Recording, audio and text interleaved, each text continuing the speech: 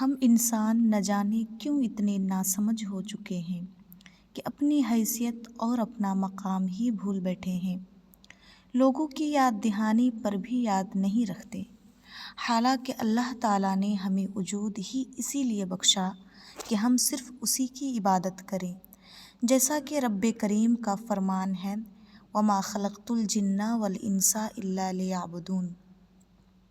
لیکن اللہ تعالیٰ نے ہمیں محض عبادات میں مشغول رہنے ہی کا حکم نہیں دیا، بلکہ فَإِذَا قُضِيَتِ الصَّلَاةُ فَانتَشِرُوا فِي الْأَرْضِ کے ذریعے کسب معاش کی بھی اجازت اور ترغیب دی۔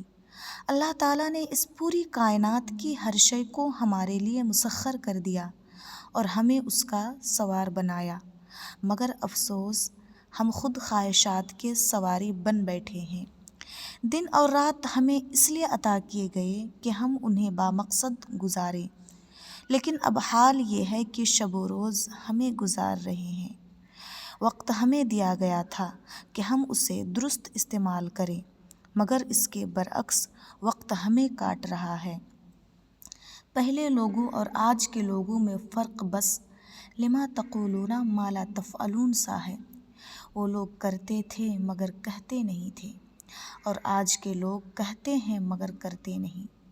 آج اگر کسی کو امر بالمعروف والنہی عن المنکر کا فریضہ یاد دلایا جائے تو دعا اور شکر کے بجائے جواب ملتا ہے میری لائف میری مرضی۔ بعض لوگ تو دانستہ اسی نافرمانی کو دوسروں کو دکھانے پر مصر رہتے ہیں۔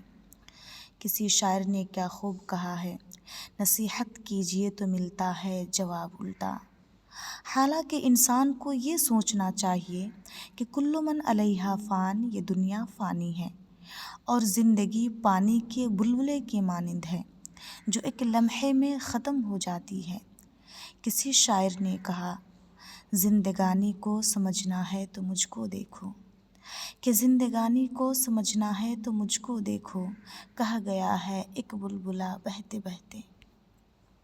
یہ زندگی حقیقی معنوں میں انہی لوگوں کے لیے رنگین ہے جو اسے اپنے ہاتھوں نافرمانی سے رنگین بناتے ہیں، حالانکہ یہ زندگی تو ایک پھٹی ہوئی چادر کی مانند ہے، کہیں پیوند ہے غم کا کہیں زخموں پہ شگاف، کہیں پیوند ہے غم کا کہیں زخموں پہ شگاف، زندگی ہے کسی نادار کی چادر کی طرح۔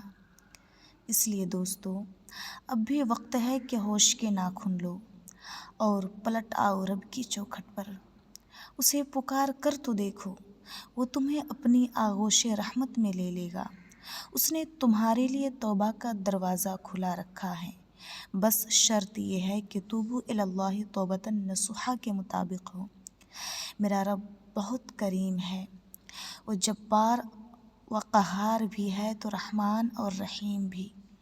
ذرا انہیں پکار کر تو دیکھو، تمہاری دل لگی اسی سے ہو جائے گی۔ ذرا مصلی بچھا کر تو دیکھو، وہ دل کو اپنے تابع کر لیں گے۔ اپنے آپ کو اس کے حوالے کر کے تو دیکھو، وہ تمہاری جھولی نعمتوں سے بھر دیں گے۔ ذرا آنسو بہا کر تو دیکھو، وہ دل کی ہر صدا سن لیں گے۔ ذرا اللہ کو یاد کر کے تو دیکھو۔